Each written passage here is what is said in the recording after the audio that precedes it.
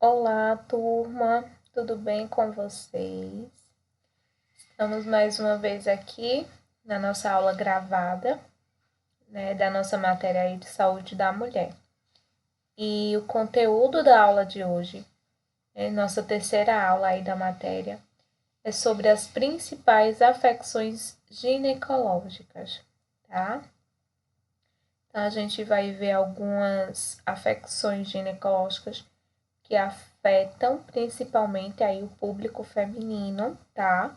Algumas delas também acometem o público masculino, mas como a nossa matéria é voltada para a saúde da mulher, então são as principais afecções que afetam aí o público feminino, tá? Então vamos iniciar.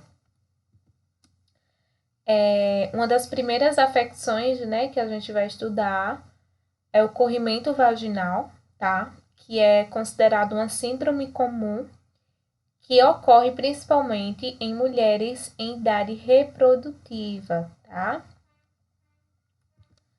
Essa infecção vaginal, ela pode ser caracterizada por corrimento ou prurido, que é a coceira, ou até alteração do odor, tá? Algumas dessas afecções desse escorrimento apresentam mau cheiro, né? Muitos deles assemelham-se a peixe podre, tá? Que mais à frente a gente vai ver aí as infecções sexualmente transmissíveis, né? É caracterizada por isso, pelo corrimento, pelo prurido e pela presença de odor de peixe morto, tá? De peixe podre.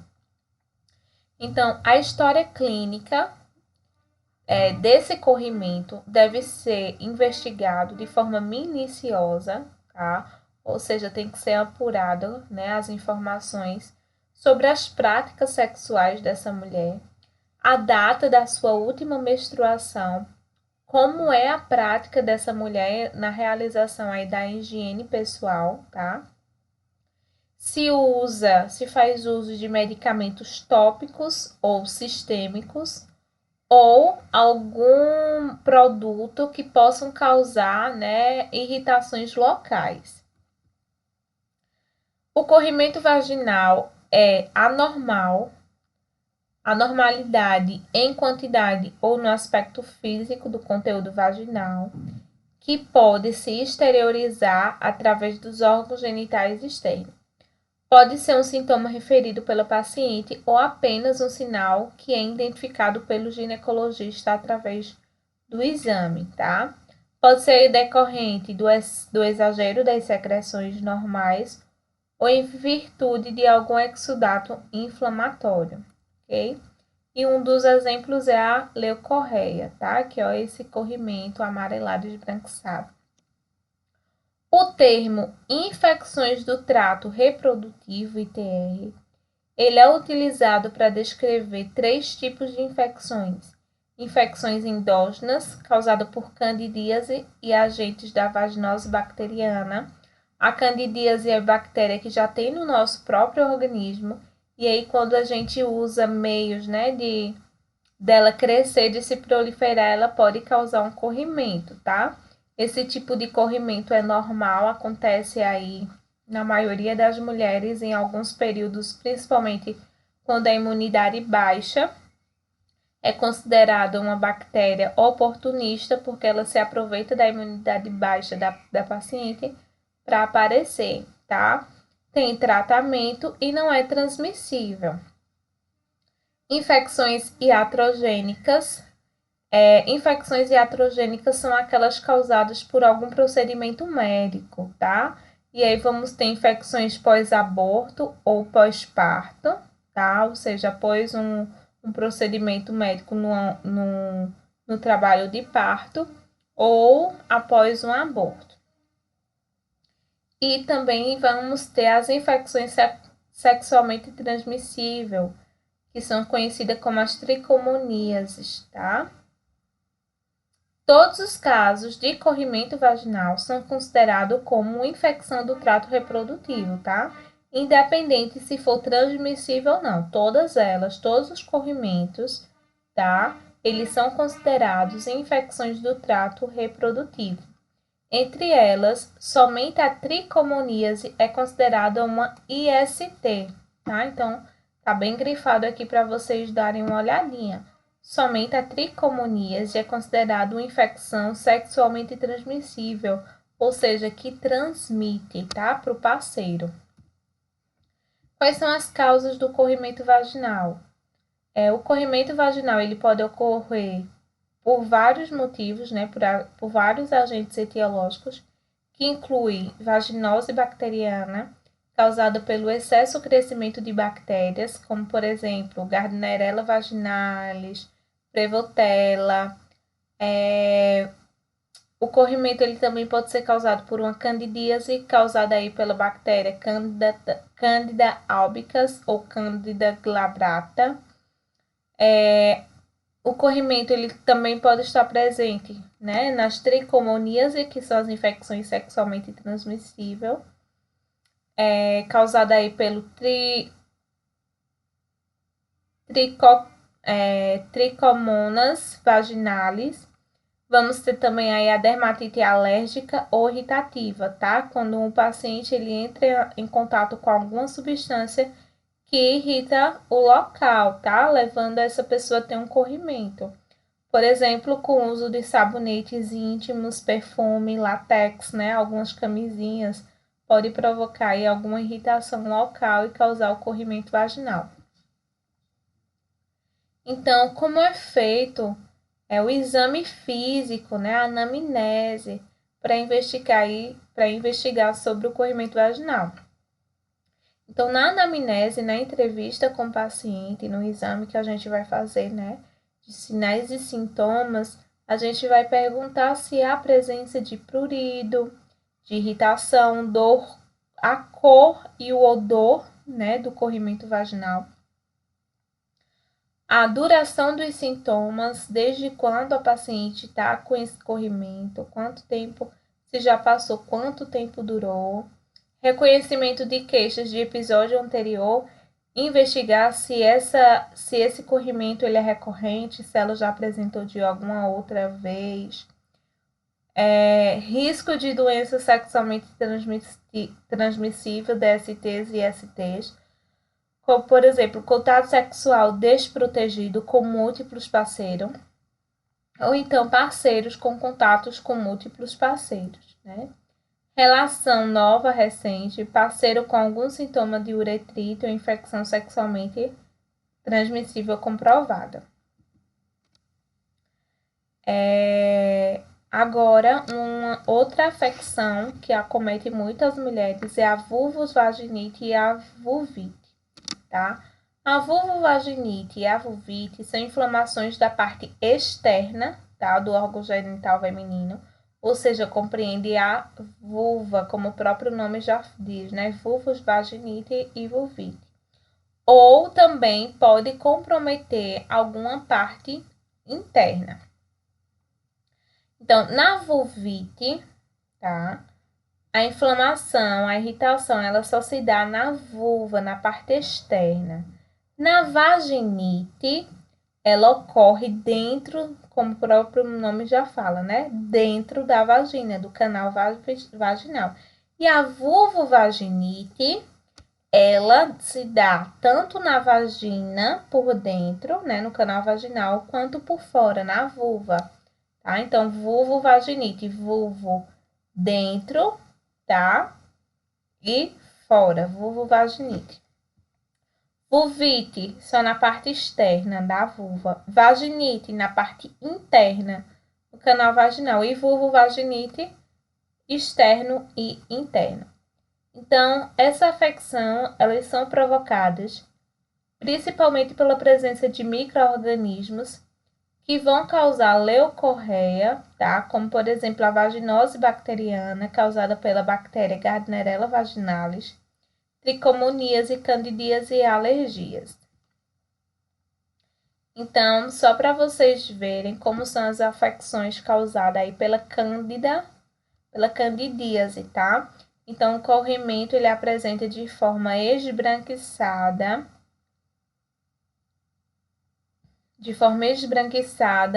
meio porosinho, consistente, parecendo leite condensado. Na trichomonas vaginalis, que é a tricomoníase, uma infecção sexualmente transmissível, o corrimento ele tem uma característica mais puxada para o amarelo, meio que esverdeado, tá? A tricomoníase ela apresenta um odor, né, mau cheiro muito forte, característico de peixe podre, tá? E além de causar prurido. Na vaginose bacteriana, né, que é infecção causada por uma bactéria dentro da vagina, pode o corrimento apresentar aí de forma amarelada e espessa. Vulvovaginite, que é a infecção causada tanto na vulva, por fora, quanto por dentro. Então, a presença de um fluxo anormal, né, através da vagina, geralmente com volume aumentado, podendo ter ou não um odor desagradável, tá? Apresenta irritação local, presença de prurido, que é a coceira, ou ardor, uma pequena ardência aí na vagina ou vulva. E também pode o paciente apresentar polaciúria. A polaciúria é o aumento da frequência urinária, tá? Então, a mulher urina em poucas quantidades, às vezes até pinguinhos, mas de forma frequente. Então, é um dos problemas ginecológicos mais comuns e uma das causas mais frequentes de consulta ao ginecologista. Quanto ao diagnóstico e o tratamento, o diagnóstico é através, né, da pesquisa, da coleta de amostra da secreção vaginal, a ser examinada através do microscópio, tá? Então, deve ser associado aí com a história clínica, com a entrevista que a gente faz aí com a paciente. O tratamento medicamentoso é a base de antibióticos, como, por exemplo, metronidazol, clindamicina, tinidazol, tá? Que pode haver uma cura e também uma cura espontânea da doença sem o uso das medicações. Quanto à prevenção, o uso, né, de preservativo aí nas relações sexuais, evitar duchas vaginais, tá? Exceto sob recomendação do médico, limitar a quantidade aí de parceiros, né, em relação às relações sexuais e fazer visita, né, ao ginecologista de forma periódica, tá? Rotineira. Outras causas aí do corrimento podem ser causada por alergias. Então, a reação alérgica a algum produto que está em contato com a região íntima, onde pode causar inflamação. Então, quais são outras causas, né, que podem levar a paciente a ter alergia? Cosméticos íntimos, aqueles sabonetes íntimos ou sabonetes que são perfumados. Látex da camisinha. O uso de alguns medicamentos, tecidos sintéticos, tá, de calcinhas. É por isso que recomenda-se utilizar calcinhas com material de algodão, papel higiênico colorido ou perfumado, amaciantes de roupa e uma falta de higienização local, né, vaginal. Quanto à candidíase vaginal, a candidíase ela é uma infecção causada aí por um fungos. 80 a 90% dos casos são devido à Candida albicans, tá? Que habita já na mucosa vaginal e também na digestiva. Então, esse fungo, né, ele cresce quando o meio ele se torna favorável para o seu crescimento, para o seu desenvolvimento. De 10 a 20% as outras espécies, como Candidíase tropicalis, glabrata, cruzi e parapsolis. A relação sexual ela não é a principal forma de transmissão, visto que esses micro-organismos eles podem fazer parte da própria flora endógena do paciente, em até 50% das mulheres assintomáticas, tá? Então, uma afecção que não é transmitida sexualmente, a candidíase ela faz parte da flora vaginal e intestinal de todo mundo. Então, ela se acha ali em uma oportunidade de se proliferar, de crescer para vir a se desenvolver. Então, como vocês podem ver aí o colo, né, através do exame, a gente percebe aí o colo com esse corrimento aí esbranquiçado e espesso. A candidíase vaginal, ela ocorre com maior frequência aí nas mulheres em atividade sexual, tá? Mulheres em idades reprodutivas, devido a micro-organismos que se colonizam e penetram no epitélio. É comum em mulheres que têm imunidade baixa, tá? A proliferação dessas bactérias, porque ela tem como uma oportunidade para o seu crescimento, para o seu desenvolvimento. Através, né, de mulheres que passam pelo processo de estresse e acaba perdendo um pouquinho aí da sua imunidade. Uso de medicamentos prolongados, como o uso dos corticoides ou antibióticos, diabetes e a própria infecção aí pelo HIV, o vírus da HIV. Quais são os sintomas do paciente que apresenta ocorrimento à candidíase? Então, ele pode apresentar os sintomas de forma isolada ou associados um com o outro. Inclui prurido, tá? Que é o primeiro sintoma de intensidade variável. A disúria, que é a dor ou ardor ao urinar. Dispareunia, que é dor durante o sexo.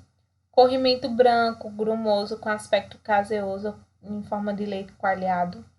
Hiperemia, né? Vermelhidão no local. Edema vulvar, fissuras e maceração da vulva, placas brancas ou branco acinzentadas recobrindo aí a vagina e o colo do útero. Quais são as pessoas que têm uma maior predisposição para desenvolver aí a candidíase? Então, as mulheres grávidas, elas estão propensas a vir desenvolver a candidíase. Diabetes mellitus descompensado, obesidade, uso de contraceptivos orais, uso de antibióticos, corticoides, imunossupressores ou quimio-radioterapia.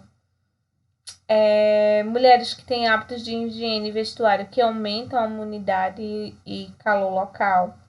Contato com substâncias alergênicas, né, ou irritantes, por exemplo, talcos, perfumes, sabonetes, desodorantes íntimos. E alterações imunológicas, tá? Incluindo a infecção pelo HIV. O tratamento é feito com antifúngicos, tá? Através aí de pomadas vaginais ou comprimidos, como nistatina, miconazol, fluconazol.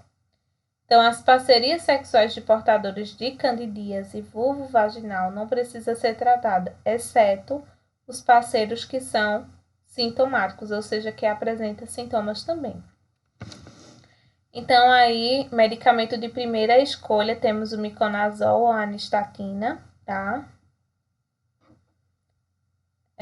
Fluconazol e itraconazol são medicamentos de segunda opção. Na gestante, durante a gravidez, né, o tratamento ele deve ser realizado somente por via vaginal, ou seja, produtos tópicos, não pode ser oral, tá? Então, o tratamento oral está contraindicado para essas gestantes, ok? Candidíase recorrente. O que é a candidíase recorrente? Candidíase recorrente é aquela definida como 4 ou mais episódios de candidíase, né, de forma sintomática em um ano. Então, se uma mulher ela tem em um ano 4 ou mais episódios, né, com presença de sintomas, corrimento, prurido, enfim, ela é considerada uma candidíase recorrente, tá? Afetando aí cerca de 5% das mulheres em idade reprodutiva. Nesses casos, deve-se fazer uma investigação, né, sobre causas sistêmicas que predispõem a essas mulheres terem esses vários episódios em um ano. tais como diabetes mellitus, infecção pelo HIV, o uso de corticoide sistêmico e imunossupressão. Os episódios de candidíase vulvovaginal recorrente respondem bem ao tratamento oral de curta duração ou então através da terapia tópica. Sobre a vaginose bacteriana, tá? Então, a vaginose ela é caracterizada pelo desequilíbrio aí da flora vaginal normal, devido ao aumento exagerado de bactérias anaeróbicas.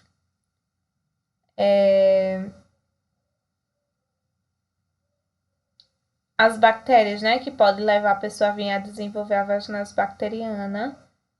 Temos a Gardnerella vaginalis, Ureaplasma, Mycoplasma e outros numerosos anaeróbicos fastidiosos que são associados à ausência ou à diminuição de forma acentuada de lactobacillus acidófilos, tá? Que são os agentes predominantes na vagina normal. A vaginose bacteriana é a forma mais comum de corrimento vaginal, afetando aí cerca de 10 a 30% das gestantes e 10% das mulheres atendidas na atenção básica. Em alguns casos, a vaginose bacteriana ela pode ser assintomática. O paciente ele não apresenta nenhum sintoma. A vaginose bacteriana ela não é uma doença sexualmente transmissível, tá? Ela pode ser apenas desencadeada pela relação sexual em mulheres predispostas ao terem contato com o mesmo esperma que apresenta o pH elevado. Contribui aí para desequilibrar a flora vaginal em algumas mulheres suscetíveis. O uso aí do preservativo, né, da camisinha, pode ter algum benefício nos casos reincidivantes, tá? Aqueles que têm recidivas. É importante a gente falar que a vaginose bacteriana, quem é diagnosticado com ela, tem uma maior predisposição a vir aumentar o risco aí de adquirir uma infecção sexualmente transmissível, tá? Incluindo o HIV. Além da possibilidade de fazer complicações na gravidez associado com ruptura prematura de membranas, eita, esse nome quase não sai. Corioamnioniite e prematuridade, tá? Então, são algumas infecções que são causadas no trato genital que podem complicar aí a vida da gestante, levando até a criança a nascer de forma prematura. Quais são as formas de prevenção? Então, a gente precisa ter cuidado aí com a higiene íntima para não relaxar e não exagerar também na limpeza. Então, quando for ao banheiro, sempre limpe a vagina da frente para trás, tá? A fim de não trazer bactérias do ânus para o genital. Na hora do banho, evitar duchas vaginais, tá? E utilizar bidês, pois esses locais podem existir bactérias que desequilibram o trato genital. Uso de camisinha, seja masculina ou feminina, em todas as relações. Corrimento vaginal com odor fétido, né? Os sintomas. O paciente ele pode apresentar um corrimento vaginal com presença de odor fétido, mais acentuado, principalmente após a relação sexual, sem uso de preservativo e durante o período menstrual.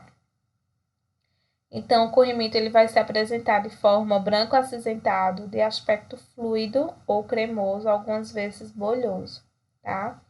E o paciente poucas vezes refere dor à relação sexual. Sobre o tratamento, é a base de antibiótico, tá? A ingestão pode ser tanto por via oral ou por uso tópico no local. O uso da medicação oral ele é indicada por 7 dias, assim como o creme vaginal aplicado também por 7 noites, tá? Durante o sono. O tratamento deve ser recomendado para as mulheres que apresentam sintomas, né, grávidas, na presença de alguma doença crônica, comorbidade, e para mulheres com potencial risco de complexidade. Então, previamente, a inserção de DIU, cirurgias ginecológicas e exames invasivos no trato genital. Agora a gente vai falar sobre a tricomoníase. A tricomoníase é uma infecção sexualmente transmissível, tá? Causada aí pelo Trichomonas vaginalis. Tendo como reservatório, então ele gosta muito de se abrigar no colo do útero, na vagina e uretra.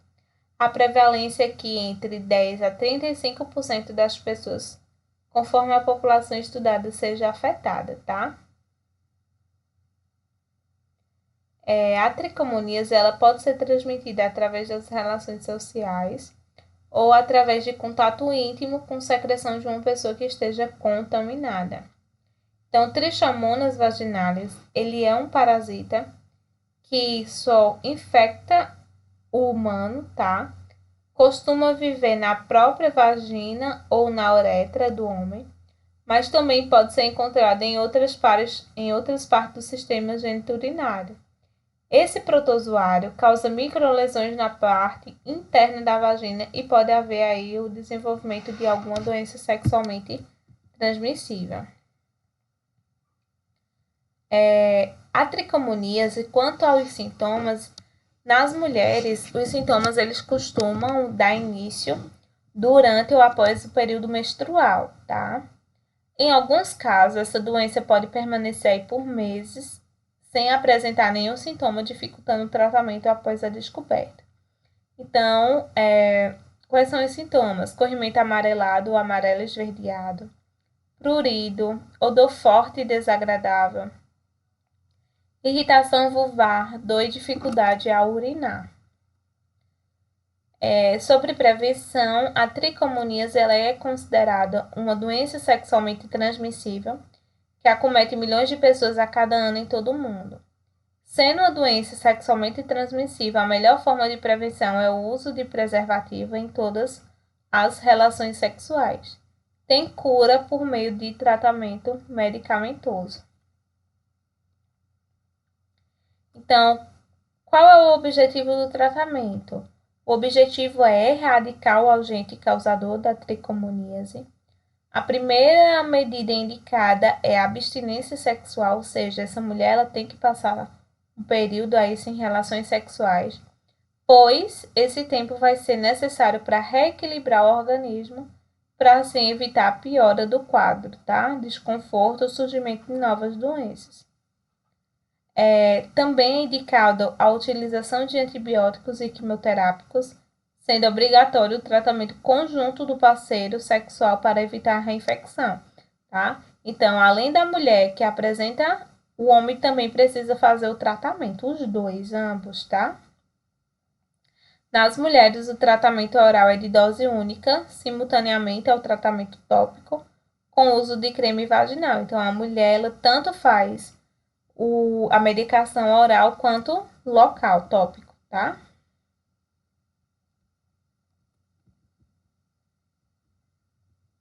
Aqui vai uma tabelinha. Sobre essa tabela eu não vou cobrar na prova, tá? É só para nível de conhecimento. Então, na tricomoníase, vamos estar utilizando aí o metronidazol, tá?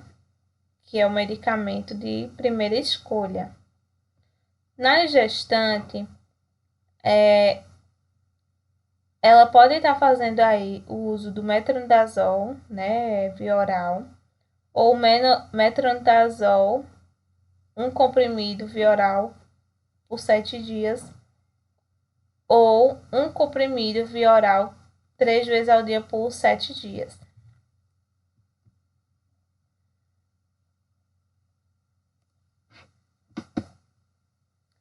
Sobre as doenças do útero e ovário. Sobre a doença do útero e ovário, vamos estudar sobre as doenças inflamatórias pélvicas, conhecida como DIP, tá?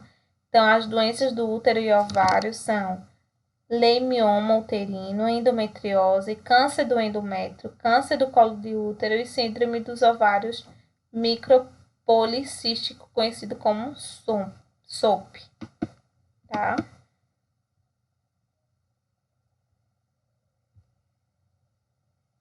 Só um minuto aqui, gente.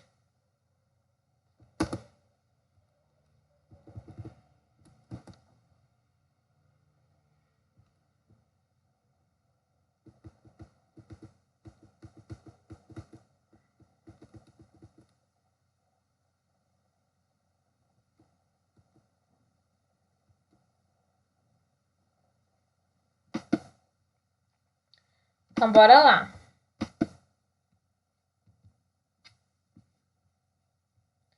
Falando aí um pouquinho sobre a doença inflamatória pélvica, tá? A DIP. Então, a doença inflamatória pélvica, ela é caracterizada por uma infecção que se inicia lá na vagina, no canal vaginal, ou no colo do útero, e atinge aí a parede do útero, que é o endométrio, tá? Que é a parte interna do útero, as trompas e os ovários, como mostra aqui na imagem, tá? Então, aqui vamos ter o útero, trompa e ovário. Então, a DIP é uma doença inflamatória pélvica que acomete a parede do útero, o endométrio. Essa doença inflamatória pélvica, ela pode ser caracterizada como uma doença sexualmente transmissível, mas nem sempre ela é, tá? Porque muitas vezes ela também está relacionada aí com o quadro de endometriose e outros fatores. Atinge em maior número mulheres jovens, tá? Sexualmente ativas ou que usam DIU.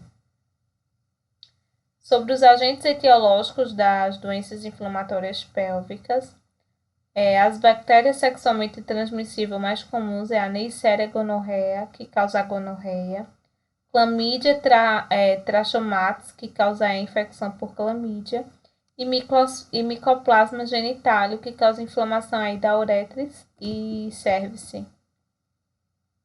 Então, vamos ter aqui o útero, né, inflamado, ovário e trompa de Falópio de forma inflamatória, tá? As causas: contato íntimo desprotegido, né, com pacientes de doença sexualmente transmissível, inserção do DIU, dispositivo intrauterino, biópsia de endométrio em alguns casos, contaminação durante o trabalho de parto, aborto ou curetagem uterina. Quais são os fatores de risco para predispor a pessoa a ter DIP, né, doença inflamatória pélvica?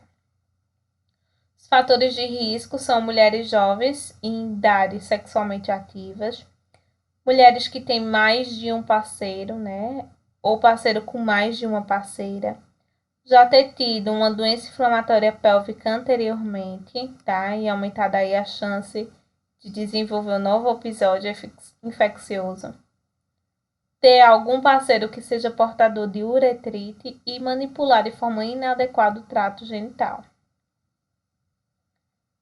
Quanto aos sintomas, pode ser de forma assintomática, o paciente não pode sentir nada, ou ele pode apresentar febre, uma dor pélvica, um corrimento vaginal, sangramento após o coito, dispareunia, que é dor durante a relação sexual, disúria, dor ao urinar e intensa dor aos exames.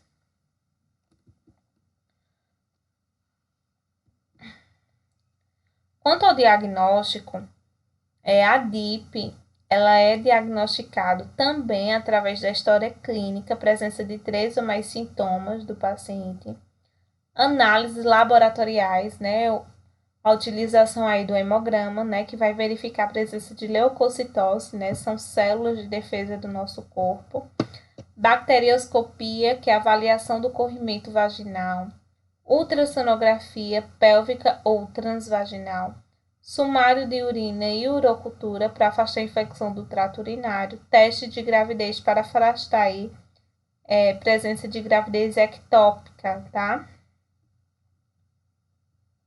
Então, em casos que é considerado mais grave, a laparoscopia ela pode ser solicitada e vai permitir um diagnóstico mais preciso sobre a DIP, tá? Então, aí temos o exame de laparoscopia.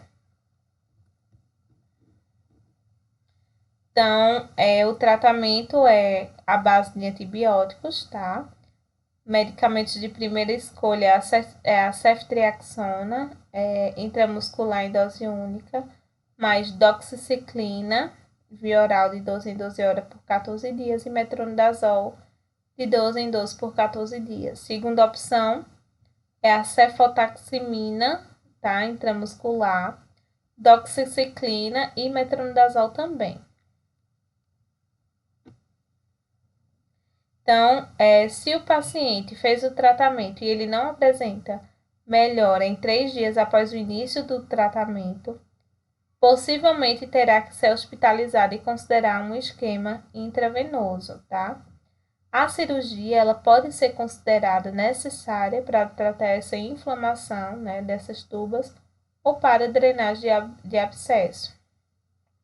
Então, sobre as recomendações, é importante manter o repouso, não ter contato íntimo, retirada do DIU, né, quando for recomendado, duchas vaginais que não são recomendadas. O parceiro também deve ser tratado, mesmo que não tenha nenhum sintoma, para evitar a recontaminação. Lei ao mioma uterino, né, que é o mioma uterino. Então, como vocês podem ver, tá, é um pedaço aí de carne, tá, em qualquer porção aí do útero, pode estar presente em qualquer porção uterina. Então, os leiomiomas, eles são considerados tumores, né, pélvicos sólidos, com origem nas células musculares lisas do miométrio. São frequentes em mulheres que apresentam ainda idade fértil entre 30 e 40 anos, sendo raro em mulheres jovens e na pós-menopausa, tá? Então, essas são as principais afecções que acometem aí o público feminino, tá? Nossa aula termina agora, ok? Espero que vocês tenham aproveitado. Se tiverem alguma dúvida, na nossa próxima aula online, a gente sana essas dúvidas, ok? Fiquem com Deus e até lá!